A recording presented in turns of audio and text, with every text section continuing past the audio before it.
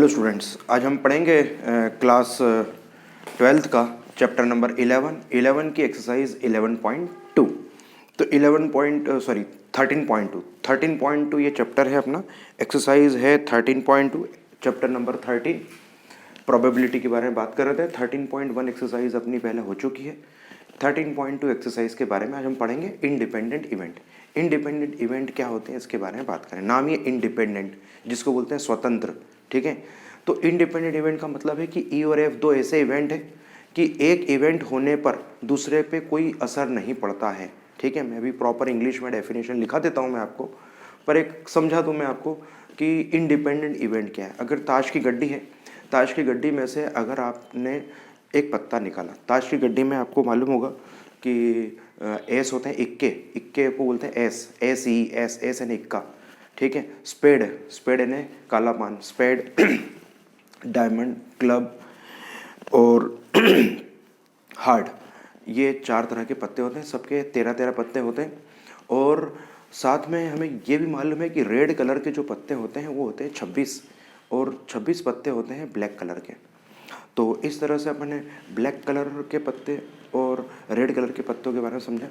अब हम बात करेंगे कि अगर मैंने well shuffled pack of the card, अगर ताश की गड्डी में से एक पत्ता निकाला और वो पत्ता जो है वो स्पेड कार्ड, स्पेड यानी काले पान का पत्ता, तो बताइए काले पान के कितने पत्ते होते हैं।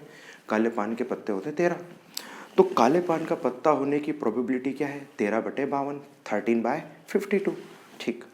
अब देखिए दूसरी बार मैंने वो पत्ता वापस से गड्डी में डाल दिया, ठीक है। अब दूसरी बार मैं फिर से एक पत्ता निकाल रहा हूँ। अब वो पत्ता जो है वो निकलना चाहिए एस यानी इक्का, इक्का निकलना है। तो बताइए मुझे कि ताश की गड्डी में टोटल 52 कार्ड्स होते हैं, उसमें से एस, एस यानी इक्का, एस ई एस, एस यानी इक्का, इक्का कितने होते हैं, 4 होते हैं। तो दूसरी बार मैंने अगर पत्ता निकला उसमें से इक्का निकलता है, तो इक्का निकलने की प्रोबेबिलिटी यानी कि एस निकलने की प्रोबेबिलिटी कितनी होती है, 4/52, ठीक। अब ये दोनों घटनाएं अलग अलग हैं, दोनों एक घटना दूसरे के ऊपर डिपेंड नहीं है। ऐसी घटनाओं को हम इंडिपेंडेंट इवेंट बोलते हैं। तो इंडिपेंडेंट इवेंट का मतलब है कि ऐसी घटनाएं जो दूसरे पर कोई असर नहीं डालती है, वो इंडिपेंडेंट इवेंट होते हैं। फॉर एग्जांपल, और छोटा सा एग्जांपल लेके समझा दो मैं। एक डाइज लिया, एक डाई लिया, उसको आपने थ्रो किया, तो 1 2 3 4 5 6 कुछ भी आ सकता है। एक कॉइन लिया, उस कॉइन को टॉस किया आपने, हेड और टेल कुछ भी आ सकता है। तो डाइज और कॉइन दोनों अलग अलग इवेंट्स हैं, दोनों एक दूसरे के ऊपर डिपेंड नहीं है, इसलिए दोनों के दोनों इंडिपेंडेंट यानी स्वतंत्र घटना है, ठीक है। तो अभी बता दिया मैंने कि डाई थ्रो किया और कॉइन टॉस किया, दोनों के दोनों जो इवेंट है वो दोनों को दोनों इवेंट कैसे हो जाएंगे, इंडिपेंडेंट इवेंट। तो इंडिपेंडेंट इवेंट के बारे में ये आपको समझा दिए। अब इसकी प्रॉपर डेफिनेशन में आपको लिखा देता हूँ मैं, आप निकाल लीजिए। एनसीईआरटी में पेज नंबर है 542 में जो मैंने आपको एग्जाम्पल दे रखा वही एग्जाम्पल है। तो पहले अपन ये समझ लेते हैं कि हमें इंडिपेंडेंट इवेंट ने क्या पढ़ना है।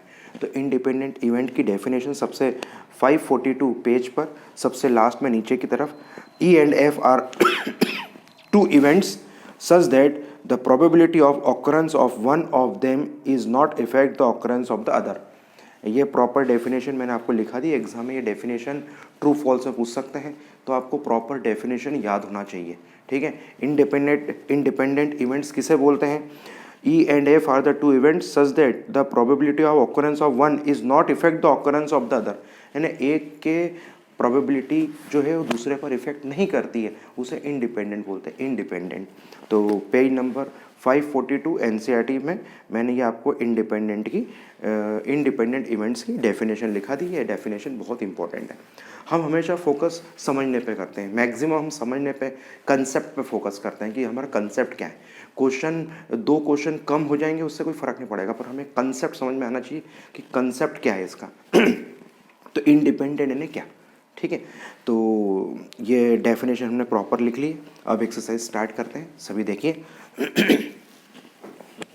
पहला क्वेश्चन है, बोर्ड पे मैंने लिख दिया है पहला क्वेश्चन है ए और बी इंडिपेंडेंट, इंडिपेंडेंट की इंडिपेंडेंट है। तो इंडिपेंडेंट का फॉर्मूला क्या था, P A intersection B is equals to P A into P B. तो पी ए की वैल्यू 3/5 दे रखी है, पी बी की वैल्यू 1/5 दे रखी है, तो आंसर आ जाएगा 3/25। 3/25 will be the correct answer. ठीक है, ये डायरेक्ट क्वेश्चन था, छोटा सा क्वेश्चन था। ठीक है, यस। अब आप देखिए कि दूसरा जो क्वेश्चन है, उस दूसरे क्वेश्चन में आपको बोला है कि 52 कार्ड्स है। पहले आपने कार्ड्स निकाला और पहला वाला जो कार्ड है वो कौन से कलर का आना चाहिए, देख लीजिए क्या लिखा है क्वेश्चन नंबर सेकंड में। देख लीजिए, 2 cards are drawn without replacement 52, find the probability of black card. आपको मालूम है कि 26 पत्ते होते हैं ब्लैक कलर के, तो पहली बार पत्ता निकाला, 52 पत्ते थे, पहली बार पत्ता निकाला, पहली बार कार्ड आपने निकाला। ठीक है, 52 कार्ड में से पहली बार आप जब कार्ड निकालते हैं तो उसकी प्रोबेबिलिटी थी 26/52। ठीक, अब जो कार्ड आपने निकाला है उस कार्ड को आपने एक तरफ रख दिया, उसे गड्डी में नहीं मिलाया आपने। ठीक है, उसको बोलते हैं विदाउट रिप्लेसमेंट, यानी उसको रिप्लेस नहीं किया, गड्डी में नहीं डाला। अब बताइए, एक कार्ड तो आपने बाहर रख दिया, अब गड्डी में कितने पत्ते बचे? 51 पत्ते बचे। उस 51 पत्तों में से ब्लैक कलर के पत्ते कितने हैं? 25 पत्ते हैं, 25 कार्ड्स हैं। अब बताइए, दूसरी बार जब मैं ब्लैक कार्ड निकालूंगा तो उसकी प्रोबेबिलिटी क्या हो जाएगी? 25/51। तो 25/51, तो ये आपको बताया विदाउट रिप्लेसमेंट, यानी जो आपने कार्ड रख दिया बाहर उसको मिलाया नहीं, तो एक ब्लैक कार्ड भी कम हो गया और एक पत्ता भी कम हो गया। तो अब देखिए पहली बार हो जाएगा 26/52 और विदाउट रिप्लेसमेंट जब दूसरी बार करेंगे, दूसरी बार ब्लैक कार्ड निकालेंगे तो 25/51, ये दूसरी रिक्वायर्ड प्रोबेबिलिटी क्या हो जाएगी? P A into P B, multiply करेंगे आंसर। तो आप याद रखिए, ये इंडिपेंडेंट का फॉर्मूला है, ये इंडिपेंडेंट का फॉर्मूला है। अगर आपको ये चीज़ आपको याद आ गई कि इंडिपेंडेंट इवेंट की कंडीशन क्या होती है, तो ये P A intersection P is equals to P A into P B. ठीक, अब हम बात करते हैं कि क्वेश्चन नंबर 6 में क्या बोला है। क्वेश्चन नंबर 6 में आपको इसका लॉजिक मालूम पड़ेगा, अगर ये कंडीशन फुलफिल हो जाती है तो उसे इंडिपेंडेंट बोलते हैं। ठीक है, तो अब देखिए क्वेश्चन नंबर 6 में आपको ये पूछा गया है कि ई एंड एफ आर दे रखा है, इन्होंने पूछा कि ये इंडिपेंडेंट इवेंट है या नहीं है। तो वेरी सिंपल, हमने क्या करा, पी ई इंटरसेक्शन एफ की वैल्यू निकाल ली, 3/5, 5/10, 9/3 3 ज़ा 9, 10 5 ज़ा 50, 9/50। ये इंटरसेक्शन आ गया 9/50, but it is given that the intersection is 1/5। ये गिवन है कि इसका इंटरसेक्शन जो है 1/5 आता है। इससे क्लियर हो गया कि सर ये रिजल्ट इससे मैच नहीं हो रहा है, इसका मतलब P E into P F is not equal to P intersection B. अगर ये दोनों इक्वल होंगे तो इंडिपेंडेंट, इक्वल नहीं होंगे तो हम बोलेंगे E and F are not independent event. E और एफ इंडिपेंडेंट इवेंट नहीं है तो ई और एफ इंडिपेंडेंट इवेंट नहीं है। तो इस तरह से ये आपको कंप्लीट करा दिया। अब बात करते हैं आगे, क्वेश्चन देखते हैं। हाँ जी, क्वेश्चन नंबर 8 के बारे में बात करते हैं। क्वेश्चन नंबर 8 में क्या बोला है? P A intersection, very simple, P A intersection is P A into P B. ये कंडीशन फुलफिल करके वैल्यू निकालना है। ये एक्सरसाइज में केवल यही फॉर्मूला काम आने वाला है, और ये वाली कंडीशन किसकी होती है? इंडिपेंडेंट इवेंट की कंडीशन है। ठीक है, तो P A into P B निकाल लिया, तो multiply 0.12। P probability of A union B is equal to P A plus P B minus P intersection. P intersection भी अभी जस्ट आपने निकाला है, P A into P A और P B की वैल्यू ये 0.7 होता है, तो 0.7 को 0.70 भी लिख सकते हैं। तो 0.70 माइनस 0.12, इससे माइनस करने देंगे तो आंसर आ जाएगा 52। तो इस तरह से ये आपको समझ में आ गया होगा कि इंडिपेंडेंट की प्रोबेबिलिटी क्या होती है। तो पूरी एक्सरसाइज में हमें इसी तरह के कंसेप्ट यूज़ करना है।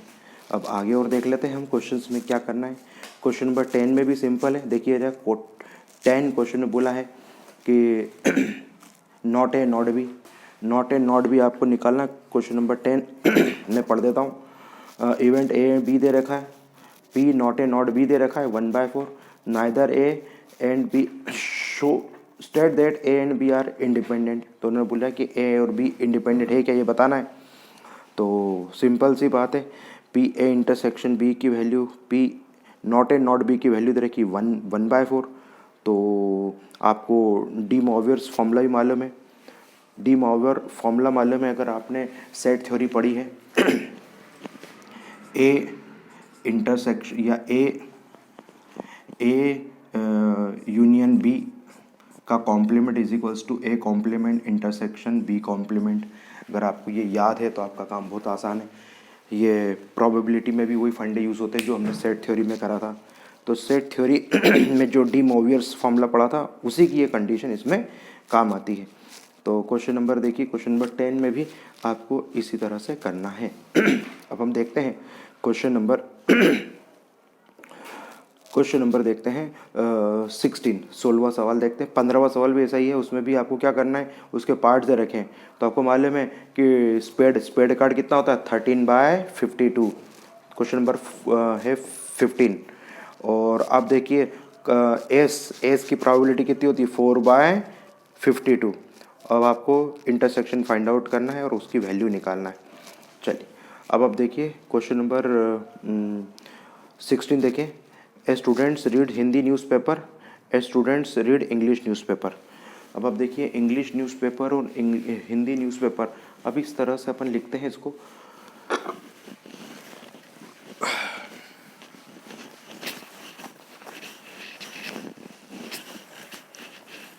इसके आगे की एक्सरसाइज आपके कोर्स में नहीं है, ये आज का लास्ट वीडियो है।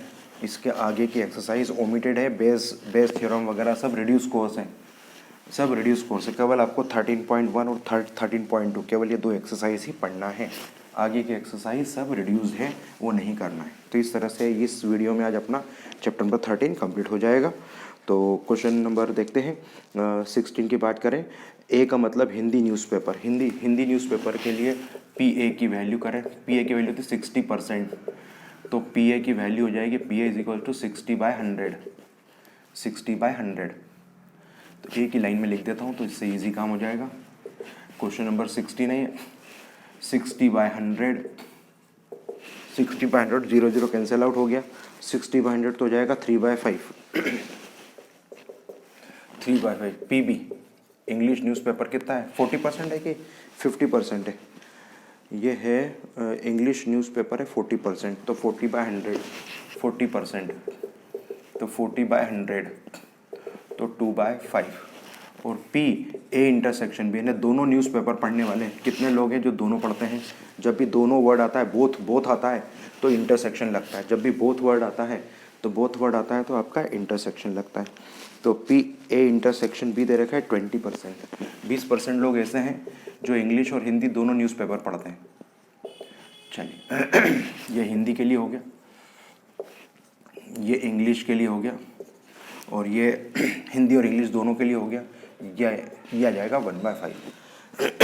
ये सब चीज़ें आपको डिटेल दे रखी थी। अब क्वेश्चन को एक बार रीड कर लीजिए, क्वेश्चन में क्या करना है रीड कर लीजिए तो आपको आइडिया आ जाएगा।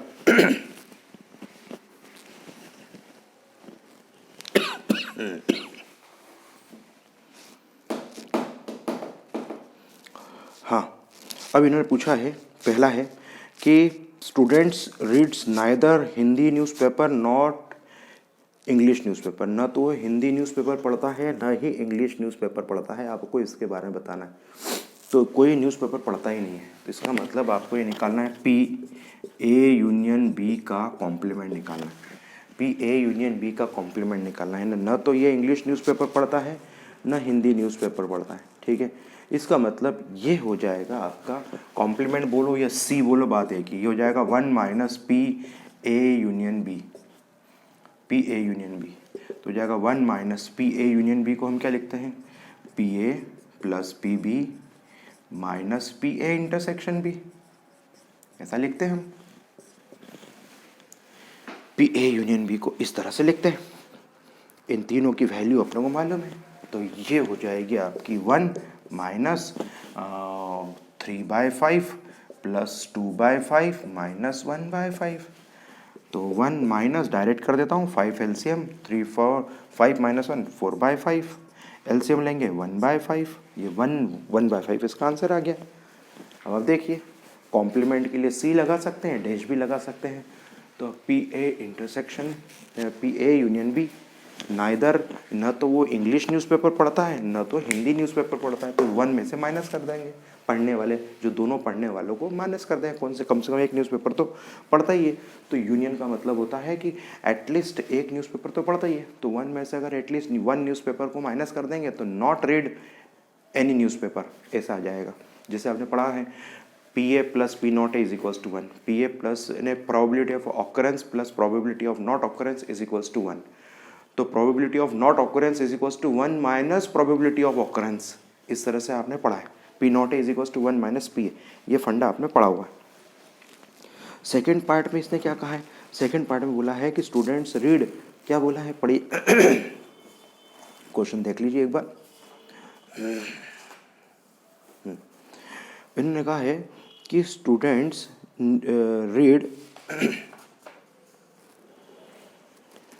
Read Hindi newspaper, find the probability that she read English newspaper. वो इंग्लिश न्यूज़पेपर पढ़ता है, उसकी प्रोबेबिलिटी बताइए। Hindi newspaper, if he read Hindi newspaper, वो हिंदी न्यूज़पेपर पढ़ रहा है, तो बताइए इंग्लिश न्यूज़पेपर पढ़ने की प्रोबेबिलिटी क्या होगी।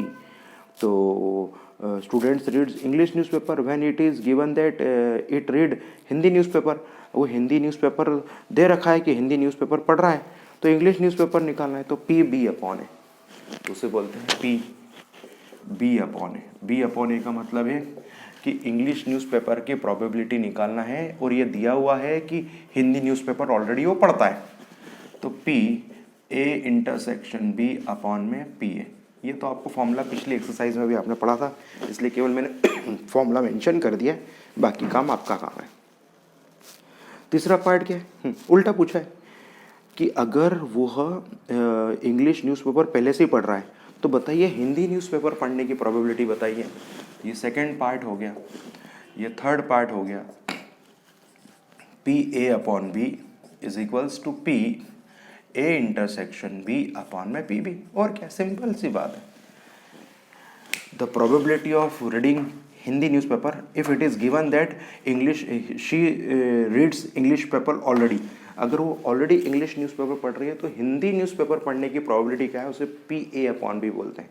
ठीक है, इसे डिपेंडेंट इवेंट बोलते हैं। ठीक है, ये डिपेंडेंट हो गया कि B चीज़ हो गई है और A के होने की प्रोबेबिलिटी क्या होगी, तो इसके अंदर इसकी वैल्यू पुट कर देंगे, देन वी गेट आंसर। करके दे दूँ क्या मैं आपको, बता दीजिए। PA की वैल्यू कितनी दे रखी है आपको, मैं कर देता हूँ 1/5 3/5, ये हो जाएगा 1/5, ये 3/5, आंसर आएगा 1/3। इसका है 1/5, PB की वैल्यू कितनी है, PB की वैल्यू है 2/5, आंसर आ जाएगा 1/2, 1/2 आंसर है। कर दिया मैंने, सब पूरा ही कंप्लीट कर दिया, कि आपके लिए कुछ छोड़ा ही नहीं, कंप्लीट क्वेश्चन कर दिया। कंप्लीट क्वेश्चन हो गया ये। क्वेश्चन नंबर 17 18 दोनों ऑब्जेक्टिव है, किस तरह के ऑब्जेक्टिव है, कैसे सॉल्व करते हैं, इसके बारे में भी बात करते हैं। तो क्वेश्चन नंबर 17 क्वेश्चन में इन्होंने कहा है, पहले 18 क्वेश्चन ले लेते हैं, जिससे आपको जल्दी समझ में आए कि 18 क्वेश्चन में क्या बोला गया है। 18 क्वेश्चन ले लेते हैं, 17 और 18 दोनों क्वेश्चन है, दोनों को कर देता हूँ बारी बारी से।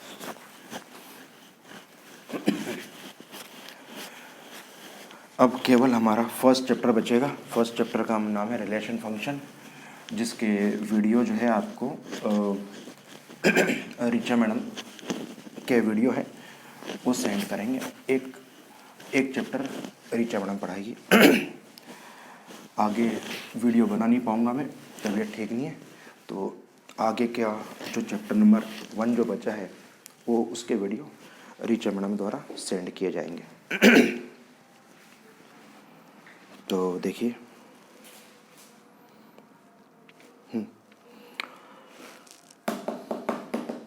Question number 17, pair of dice की बात करें, उन्होंने कहा है कि दो पासे फेंके जाते हैं, तो आपको मालूम है अगर दो पासे फेंकते हैं तो 6 × 6 36 रिजल्ट होते हैं।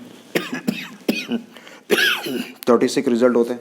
ये 36 रिजल्ट में हम क्या करते हैं, ऐसा रिजल्ट बताना जो इवन प्राइम नंबर हो, तो इवन प्राइम नंबर वाला तो एक ही होता है, तो आंसर हो जाएगा 1/36। ये आंसर करेक्ट है। क्यों सर, इवन प्राइम नंबर कितना था 2,2, ये 2,2 इवन भी है और प्राइम नंबर भी है, तो 2,2 टोटल 36 इवेंट्स होते हैं। 36 इवेंट्स में से एक इवेंट्स ऐसा है जिसमें आपका इवन प्राइम नंबर आ रहा है, तो इवन प्राइम नंबर के लिए 2,2 एक इवेंट है, तो out of 36 1 event is even prime number, so the probability is 1/36। तो 1/36 है क्या इसमें आंसर 17 में, 1/36 D answer correct. Question number 17 का डी आंसर करेक्ट है। चलिए आगे 18 क्वेश्चन की बात करते हैं। 18 क्वेश्चन में हम क्या करते हैं 18 क्वेश्चन में